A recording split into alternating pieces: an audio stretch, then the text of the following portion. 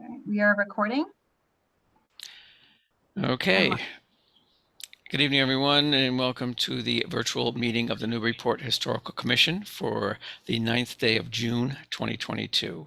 Please note that this proceeding, like all these virtual meetings, is being recorded. As per standard for these Zoom meetings, only the commissioners will have audio enabled, and we usually have video enabled as well. We can audio enable a member of the public to speak if there's a public hearing period, but I'm going to skip over the instructions for that right now because I don't think there's necessarily going to be one, but if there is a public comment period tonight, I'll review the rules for that. And of course, the representatives and the applicants, or I should say the applicants and or the representatives will obviously be able to speak during the appropriate times for their application. So let's start with a call of the roll here to see who's present and accounted for, and also do an audio check in alphabetical order. Mr. Andrew Bernhardt. I'm here. Okay, thank you, Andrew. Malcolm Carnwath, did Malcolm join us? Not yet, Chair, but I'll keep going. Okay. Mark Sandrone, I don't see him either, right? Correct, I don't see him yet. Okay, let's make a little note here. Mr. Christopher Fay. Excuse me, I'm here. Okay, Joe Morgan. Here. Okay, and the chair, Glenn Richards, is present and speaking.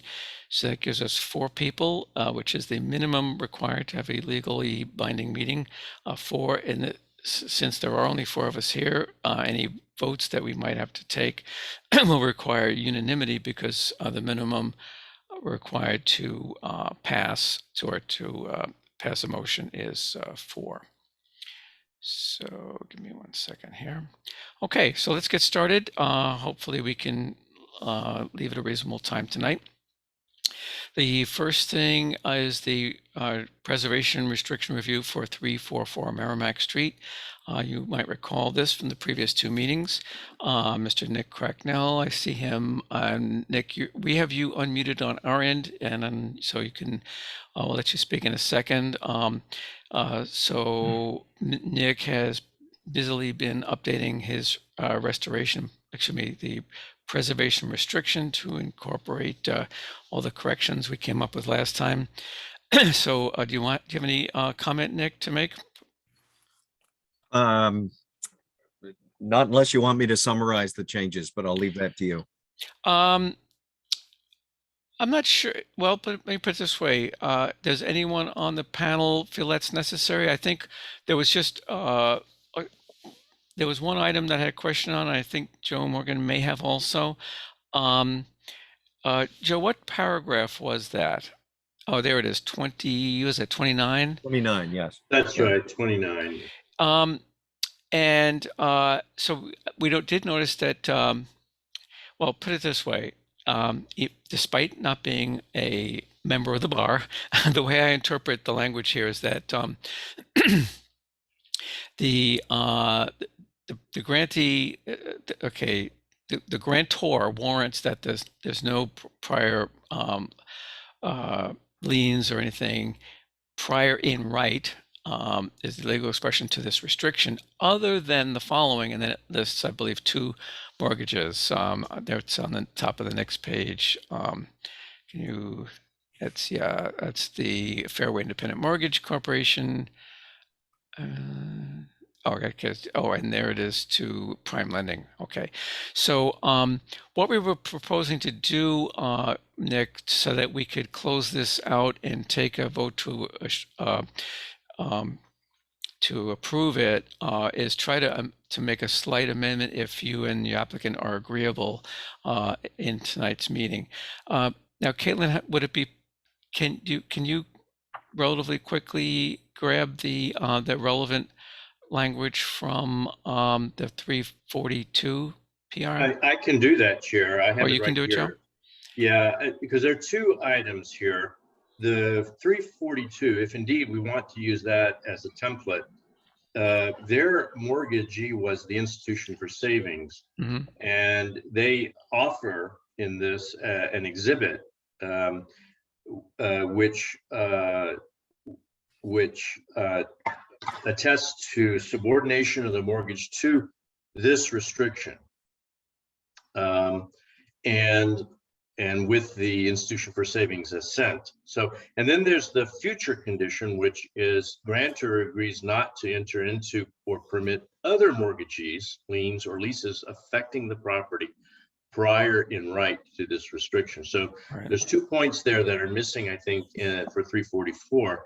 And I mean, I don't feel like I'm qualified to state one way or the other whether this is required or not. I'm just stating that this is a template that we've used in the past, and it seems like it's adding more, it's adding additional conditions and protection to the PR. And I'm not sure if they should be omitted from 344. Right. So I'm the only glitch here I see that would prevent us from trying to resolve this tonight is that part. I've kind of forgotten that part about the assent document from the Institution for Savings, saying that they grant that the PR will be prior in right, which obviously you wouldn't have, Nick. Would mean that that those two mortgage companies there, the Fairway Independent Mortgage Corporation and the Prime Lending, would need to provide that assent, which obviously we can't do in the next few minutes, at least to my knowledge. So any suggestions how to resolve this particular issue? Are you asking me? Yeah. I'm asking, so I don't Yeah, speak when I you're know. not looking for me to I know you're speak. not a real estate lawyer or anything, Well, Mr. look, Crackman. because I'm not, and maybe there's no one else on this call that is, why don't we? I don't know any other reasonable way to proceed. There's two options here. Either we go ahead without it, which seems like that's not anyone's preference there, or Yeah. we go ahead with it and you vote for it. And I show up next meeting to amend it if there's some problem with it that I don't know about. How's that? I don't know how else to. Yeah.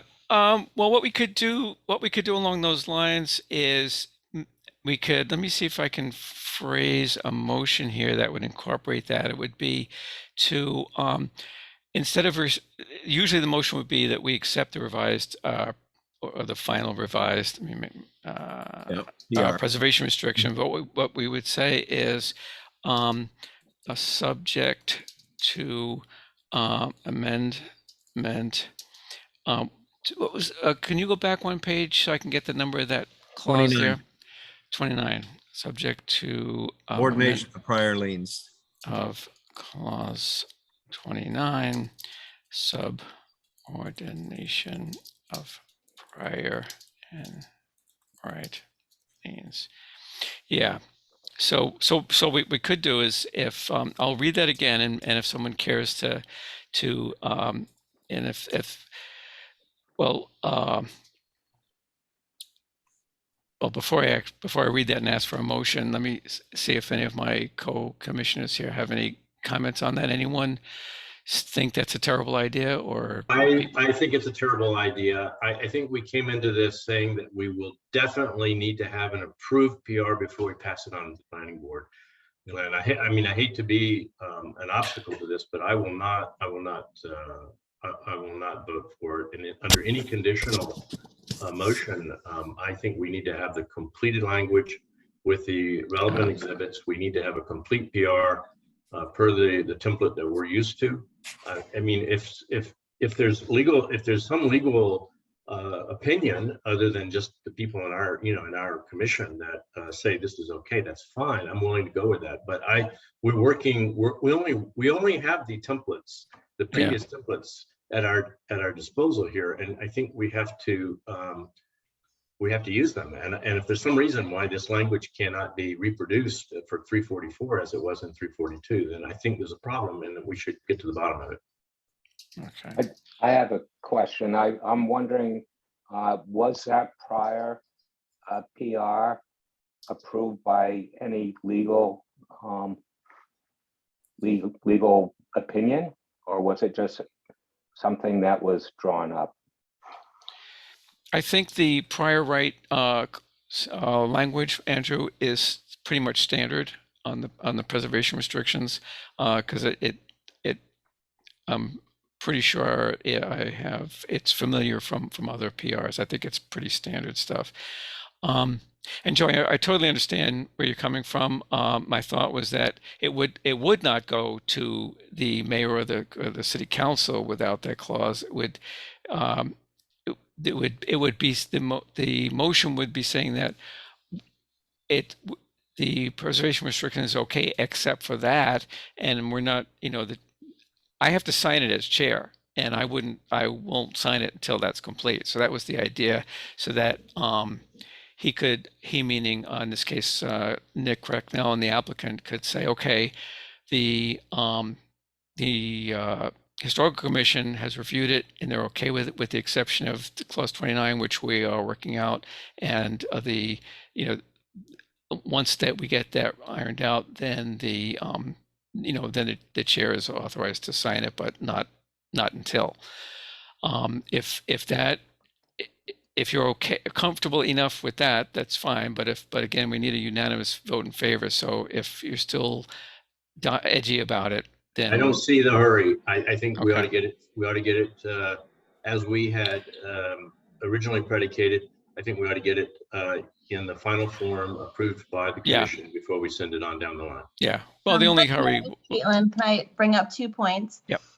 One is that this is a draft form that will end up going to NHC for review and edit. So most likely the final one will have some changes, and typically process-wise, we've had the final PR once approved by MHC come back to you all. So you do see the final one. There's usually changes. And I will just note for the NHC that this project is special permit slated to go back to the planning board on Wednesday of next week. And I believe the planning board is looking for the NHC to I guess, approve the final form, subject to MHC approval.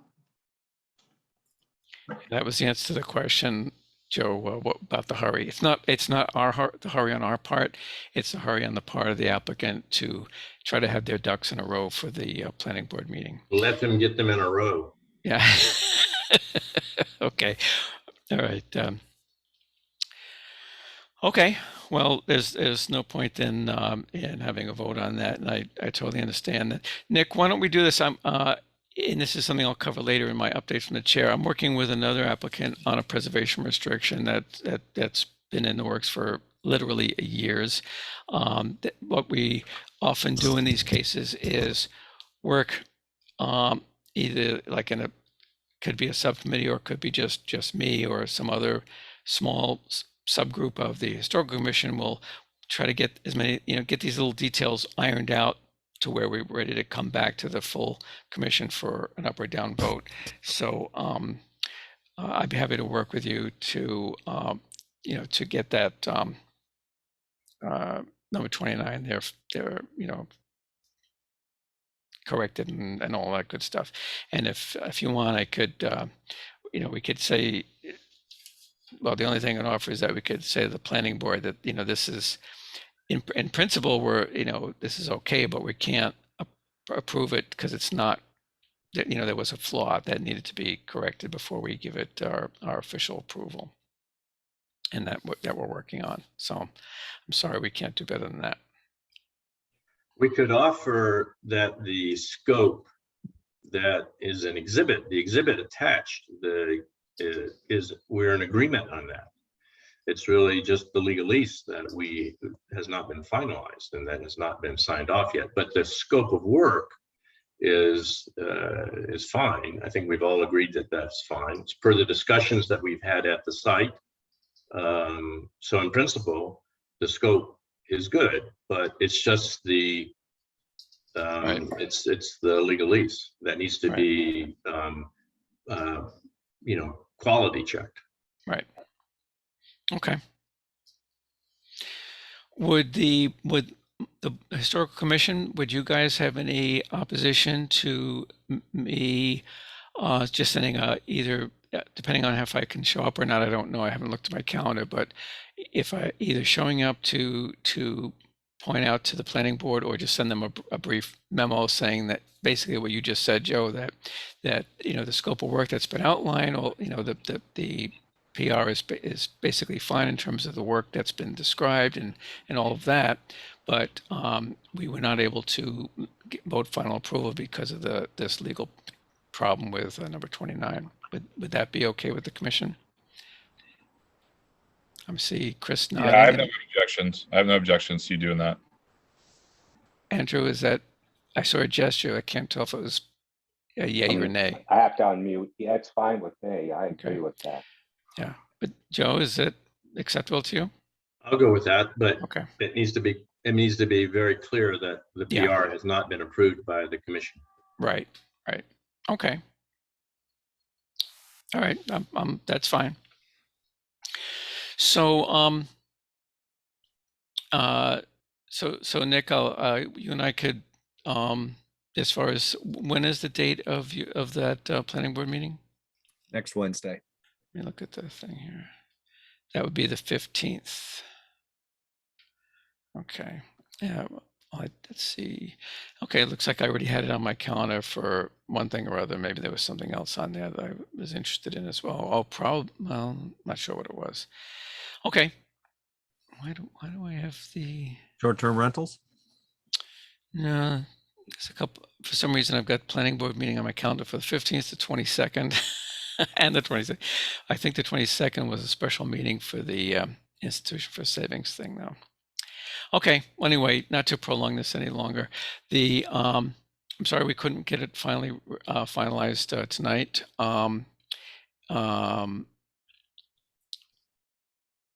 But again, I'll either. Do you understand, Nick, what we will do to help inform the planning board as to where our position is? Yeah, I guess I'll ask Kate to inform me as to whether that is gonna be sufficient before we go and mobilize for Wednesday. It's not I gonna be see. worth it if they're not happy with that. Okay. Yeah. Maybe Bonnie can weigh in on what specifically the planning board will want to see and if that will be sufficient or if they need something more. Correct. Yep, I Okay. think, Chair Yep. Richards, once I have your email, perhaps I can send that to the chair and vice chair of the planning board, and then we can talk about process and then get back to Nick with what they have to say. Yeah. Okay. And we can do that. I will make a note here to do that ASAP.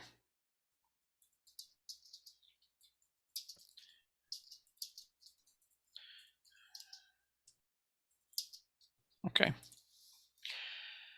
Okay, very good. So we'll do that. Okay. Thank you. Okay. Thank you.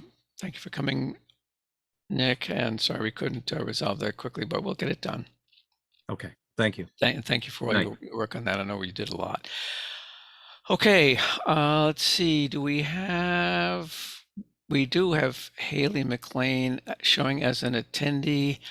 Haley, we have unmuted your audio, so I will just briefly introduce this demolition delay matter. This is not a formal public hearing at this point. I know you've been, this is my introduction actually for my fellow commissioners, that Haley McLean, the applicant here for 30 Carter Street, whom you might recall from our last meeting, has been doing some work with our architect and has actually submitted new plans which qualify under the dormer exemption rules that she would be able to execute without requiring, any special permits or from the either approval by the historical commission or other special permits. So but other than that, I'm not totally clear on what Ms. McLean's intentions are, but why don't I turn the floor over to you, Haley, if you can just tell us what it is you have in mind and what you want to do and what if anything, you're looking for from the Historical Commission. Okay. Hi, guys. Hi. Hi. Sorry, I'm traveling for work again, and I'm sitting outside on a balcony. It's like 1:30, so I'm sorry if I'm sounding like I'm whispering, but I Well, am. we can hear you fine, and I understand you in Bella Italia. So what are you gonna do? Yes, I know. I'm here for a conference. But um, anyway, so I'm not sure. Has everyone been able at this point? I should assume everyone's been able to review these drawings, or okay, so they're up. So what's happened is I knew this before going into the meeting.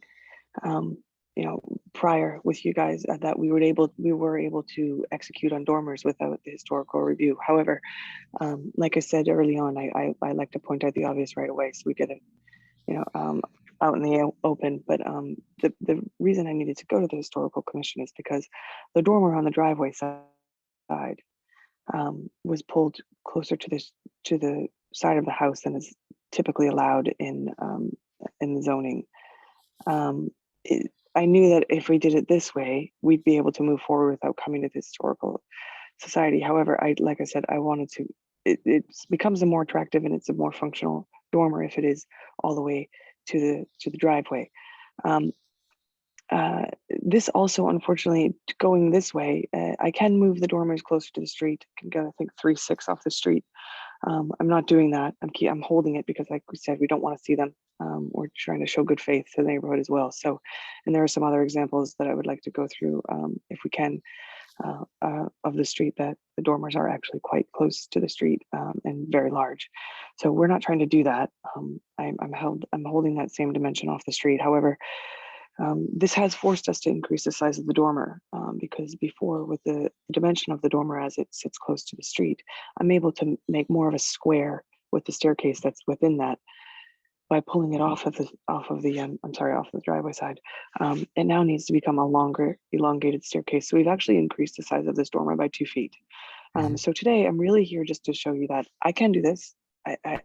By right. I will, unfortunately, I'm sorry that it's not exactly perfect for everyone, but I will move forward with it. I guess what I'm here to do is ask you if you would consider reconsidering my original drawings, which allows me to bring that dormer closer to the driveway side, but also bring it 2 feet smaller. Okay. And just for everyone's sorry, I was going to say for clarification, we're talking about the one that's shown here on the south elevation, right? It's that one, and yes, you've had to make it somewhat. It's now 13 feet wide. It was somewhat less than that, right? Yes, and unfortunately, it also changed the look of the windows, and now they look a little bit squat, kind of smushed in there. Whereas they were quite a bit more relief with the other dormer. I just think it looked nicer, but you guys also may disagree. But anyway, so what I'm here really to do is just to say, please reconsider my other ones. Otherwise, this is the plan that we are going to move forward with. And if I do feel like there was some misrepresentation of the dormers on that street, I think it would have helped had people gone to the requested site visit. I understand that everybody's busy, obviously, but Google Maps always isn't a good, follow-up. So what I did is I actually went and photographed some of the dormers that are on the street for precedent study. I think it is useful if we look at that. So this is this is the house to my left. This is the balcony. The first photo that Caitlin had up there was from the driveway side, just to show you that you're not able to actually see the dormers at all from the face on. So the discrepancy of the asymmetry really isn't a super valid. That's not valid. Just it's not really that relevant because you're never going to be able to see them together. So this is now we're on this house with the blue. You can see that this is the house that's right next door to me. If we keep scrolling down, you'll see that this is a massive dormer that I'm actually allowed to do as well. And we could have done this. I chose not to. And the Actually, house that next doesn't to it, look like a compliant dormer because it comes right out to the plane of the outside wall. I look. If you keep going, you see that actually I think it is held 3/6 back. Yeah, it's about 3/6 back. Okay. Oh, well, But I'm not seeing obviously that. I'm not the architect on that. The measurement is from the plane of the wall below, not from the eave. So that could be Ah, where okay. we're. Either way, it doesn't Yeah. matter. I would never do this. This is, Yeah. I mean, just Yeah. not. Well, that's Whatever. good. We don't need to talk about these houses. We don't need to talk about these houses. I'm just showing you that these are here, Yeah. and mine could come 3 feet 6 off the front of the house. I don't need to do that. I don't Right. need to create more space. I just want to live in this house comfortably. Yeah. And if we keep carrying on downward, you'll see that that's their view from the street coming up. I didn't bother going past my house. I just went from Merrimack Street up to the 30 Carter Street. I didn't go further. But if you keep, sorry, Caitlin, to direct you on this, but if you don't mind, keep going. That's just another weird thing that happened. Another dormer, it's just a tiny one. And then if all the way down to the last, I think the last image, one more, yeah, there, you can see that this is the view as you're driving up on the right hand side. There's a house, right? So where that house is, you still won't even see the dormer as you're approaching my house. Obviously, as you carry on, you'll start to see it. Right. But I just wanted to show like that as that natural path as you're from far away, Right. as you're driving up that street, you don't really see it. So your house is the one with that where the arrow is pointing to the ridge, right? That's right. Yep. Yeah. Okay. All right. So for the sake of time, would it be fair to say that what you're asking of us tonight, or is that for us to the original proposal works out better for you in terms of the interior space, the way that works out, and the certain aspects of the dormer in terms of the size work out, in your opinion, better. However, if you cannot execute that, you are able to execute this revised plan that shows a dormer that is set back slightly from the wall below, but to accommodate the interior stairs had to be made wider because those stairs now needed to, they couldn't have as many flights going, it's perpendicular to that south elevation wall. They had to go just a couple of steps and then a longer flight that's parallel to the south. In fact, you can see the dotted line there on that south elevation, kind of indicating right where those stairs would be. So anyway, am I fairly characterizing what you're asking? Would we reconsider approving your original plan so you don't have to do this revised plan? That is exactly what I'm asking. Okay. Yes. All right. Well, let me turn to my commissioners here. I think you all here last time. I know, Chris, you typically were not a fan of the original design. Given this situation, any thoughts about whether you would find the original plan preferable to the by right plan? No, I don't think so. I think if the city, if the dormers, the new proposed dormers are within the legal bounds, then I would say that would be your best option. Okay. All right. I'm hearing a lot of different things that I don't particularly care for, but I'm going to reserve comments on that. So stand my ground on this one. Okay.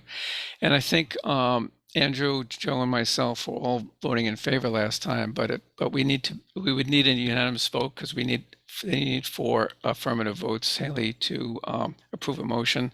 So there's, if you want, we can call for a motion, but it sounds like it would not pass. So it looks like your option is to go with the revised plan if you want to do that. Okay, sorry, I thought that this wasn't a voting. Sorry, so what are you voting on? Are you voting to revote next week, or are you voting like right now on the drawing? Well, what I'm saying is that there isn't any point in voting because Commissioner Fay has indicated that he would not vote in favor, and we need all 4 people present tonight to vote in favor for it to pass. So there's right, no... but is I guess earlier you said how many people are on the actual commission? Well, The commission is authorized to have 7 people. We have 1 chair vacant, so that's 6, and 2 people are absent tonight. So there are only 4 commissioners present tonight, which is And I would need 4 of 7 if they were to all Correct. be in attendance. Yep. So wouldn't it be in Well, my best regardless of interest how to many are wait? in attendance, you always need a minimum of 4 affirmative votes to pass a motion. Right, but 4 of 7, not 4 of 4. Is that No, correct? it's 4 regardless of how many people are there. There could be Okay. 4 people here, there could be 7 people here. You still need a minimum of 4, regardless. Right. So, but I guess what I'm saying, if there's, I I understand that see. one person Oh, is a okay, no, right. If but there's only 4 people here. So if there are Right, 7, right. I So, could all right, potentially so get another yes. okay, reading between the lines here, it sounds, and this I've seen this before. If you want to wait until we have a full house, so to speak, with more voting members present, and see if you can get an affirmative vote, then you're certainly welcome to do that. That's totally up to you. And when would that? Sorry. We meet twice a month. Okay. The calendar is public, so you can if any meeting you'd like to come in and throw your hat in the ring, so to speak, just contact the planning office. Caitlin, I'm sure you know how to contact. Just let her know. How many days in advance, Caitlin, would she need to let you know before the meeting? Yep, we would need to know that she would want to be on the agenda probably about a week before. Yeah, about a week before. That's about what I thought. All right, so in other words, Okay. our next meeting is the 23rd. So, a week from today would be about the deadline to let Caitlin know if you want to come back to me on the 23rd. Unfortunately, I have no way of knowing, if you'll have 6 members present or not. We may not. Okay, it's just kind of like whatever happens that day. That's I mean, okay. we will have at least 4, or we won't have a meeting, because 4 is we need to have 4 people to have a legal meeting. But so there'll be at least 4, and perhaps as many as 6. We're recruiting for a 7th member to fill a vacant seat at the moment. Okay. Okay, cool. I think so. Maybe this question isn't best directed to this team, but if I do get a permit pulled for this drawing, just so that we can start doing something, because this house has been sitting there since November. Can I start and then come back, or do I have to get like a pause before I present? Correct me if I'm wrong, Caitlin, it would be my assumption that I know there's a lot of structural work and interior work that you want to do that wouldn't be affected by, you wouldn't be changing the roof line. You wouldn't, it was a roof line change that triggered the Historical Commission review in the first place. So if you want to start on doing some of your restoration, or, for example, if you were to remove vinyl siding and repair clapboards and do that sort of thing, it's any kind of normal repair or replacement in kind that's not considered to be deleterious to the historical value or anything. So in fact, the commission generally looks favorably upon removal of vinyl siding. So if you any of those kinds of things you could do. The only thing you would be prohibited from doing is the demolition required on the exterior, the roof, basically the roof line change with those exterior dormers. Yeah, that you can't do that unless you're doing either the by right thing or you get approval of your original plan, one of those two. Okay, that's great. Thank you. No, it's more so just because we have so much structural work to do. Yes. I'd like to just can't do the dormers until that's all organized anyway. Understood. And Caitlin, is that your understanding as well? Did I hopefully I didn't give Haley the wrong information there? Yeah, that's my understanding. By Haley, the best thing to do would be Okay. with Jennifer Blanchet, zoning administrator, for a recap of what happened here tonight, and let her know what you would like to go forward and do. Okay, Okay. sounds good. Okay. Okay, get some sleep, Haley, and thanks for joining our meeting at what is a very awkward hour for you locally. No. I'm just happy that you guys took me in again to look at this. So sorry, I Yep. feel like I'm taking up a lot of your time. Not a problem. Okay, thank you guys. Okay, thank you, Haley. Okay, bye-bye. Okay, board. Let me see. We need to approve the minutes from the 5/26. Hopefully I had a chance to review them. Is there a motion to approve those minutes? Motion to approve the minutes, was Andrew. Okay, thank you, Andrew. Is that seconded? I'll second that, Chris. Okay, thank you, Chris. Okay. Could I make one comment on the minutes? Oh, yes. There was something that let's see if I can remember it. Oh yeah, I think it was Carter Street. It was unclear in the minutes. There was a 3-2 vote, and it was worded such that the no's prevailed. But the problem was not the yay to nay. It was that there was an insufficient number of yays. So I think that maybe the minute should make that clear. Oh, okay. In other words, we're missing the 4 needed for a quorum. Okay, I know. It was confusing. It was confusing. Yeah, so for required affirmative votes were not secured. Gretchen, do you think that change could be incorporated? That slate.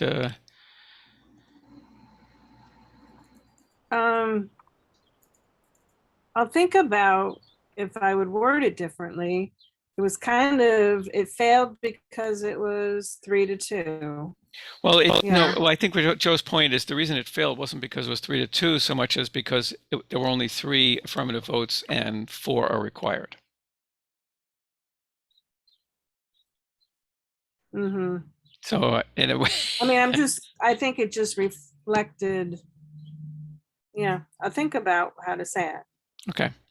All right. Do you understand what I just looked at it. I'm sorry to interrupt. I'd have to disagree with Joe. Like the motion did fail by a 3-2 vote. The assumption that if another person was present, the motion would have succeeded is an assumption, I guess. It was 3 yays to 2 nays. Right. So the yays would have carried it normally, but the failure was not that there was not a majority yay. It was because there was an insufficient number of yays. Well, it could have failed 3-3 or 3-4. Right. It still would have failed. Right.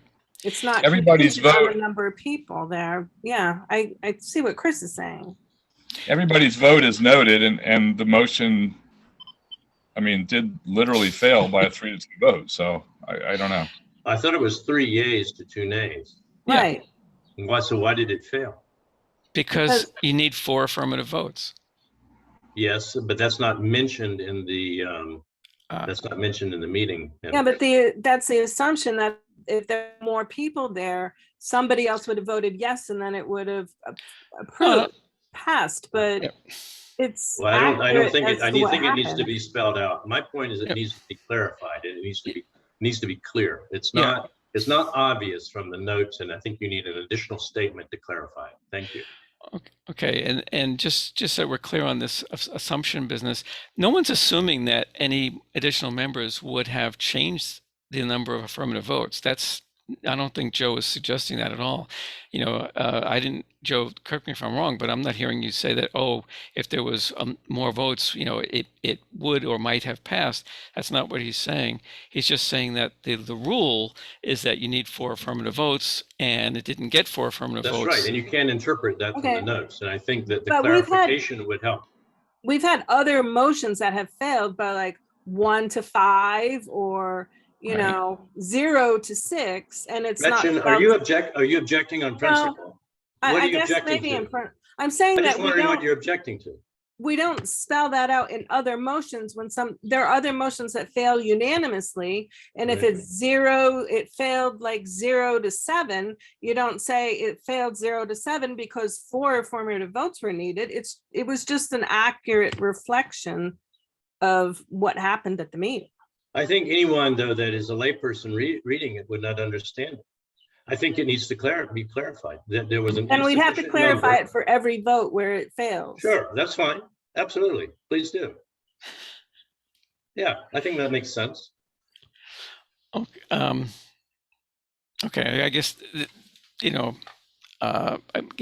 my sense is that some of us feel it sort of redundant in that it is spelled out in the ordinance what the requirement is, and it's the same for every vote we take. So it wouldn't seem. But I'm saying a layperson coming to the minutes, someone in the community will not understand. They will not understand why a majority yay vote fails. I'm just asking I for see. clarification. I It's, see. it's a very simple point, but, you know.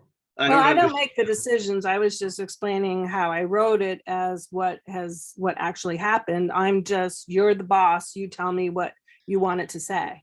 Yeah. And then I have to put that in how you tell me to do it because I'm the employee.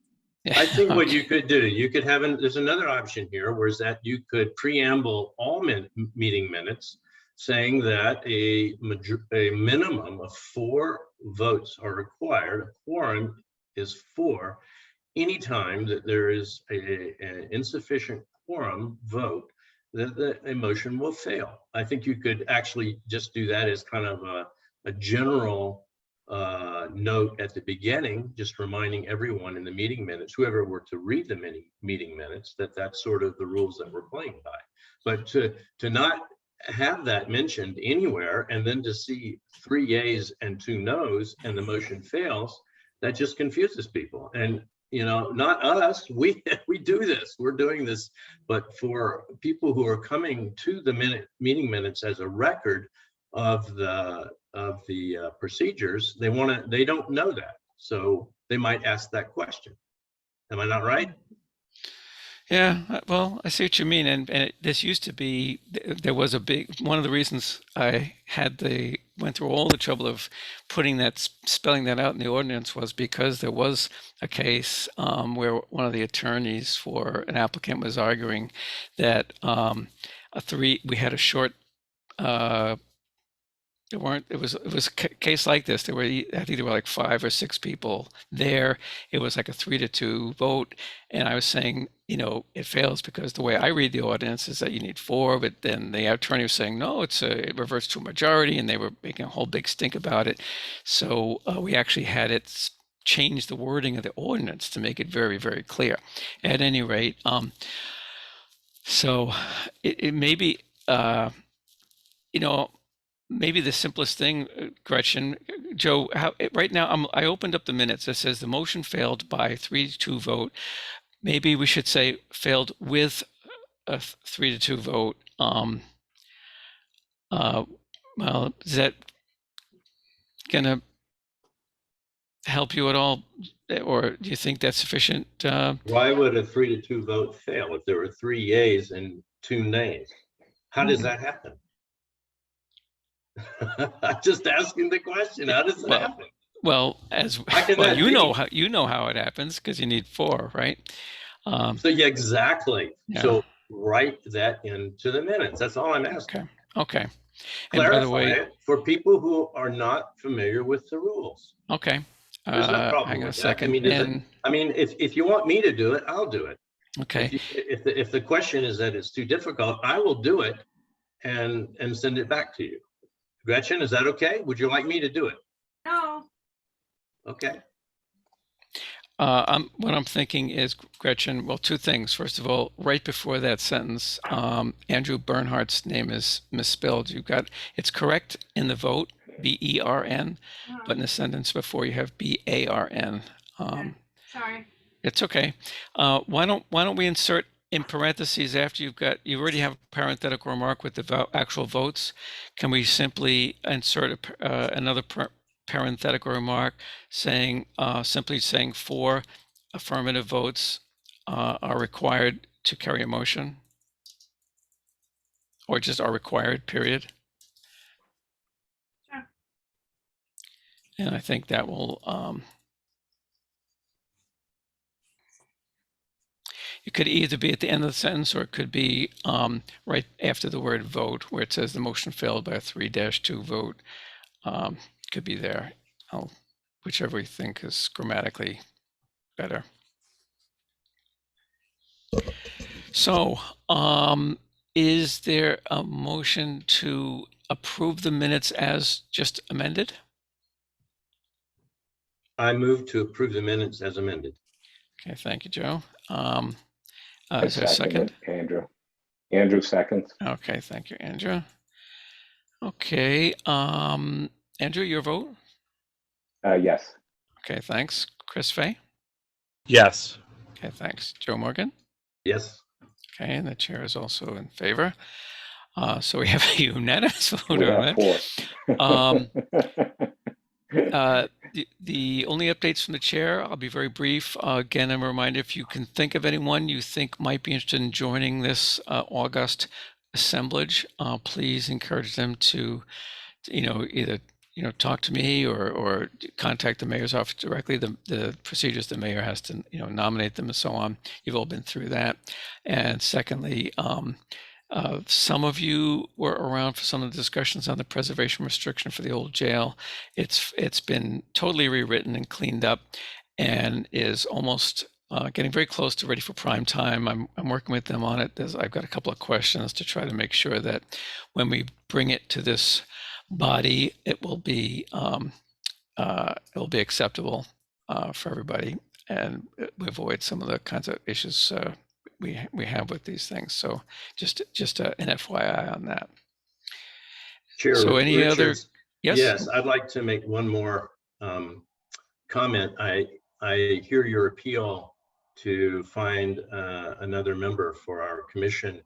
I would also suggest that the members that we have actually attend the meetings. I mean, I think that it's hard to really get, to really advertise for a 7th member, or certainly or an 8th or a 9th, which we should have also as standbys.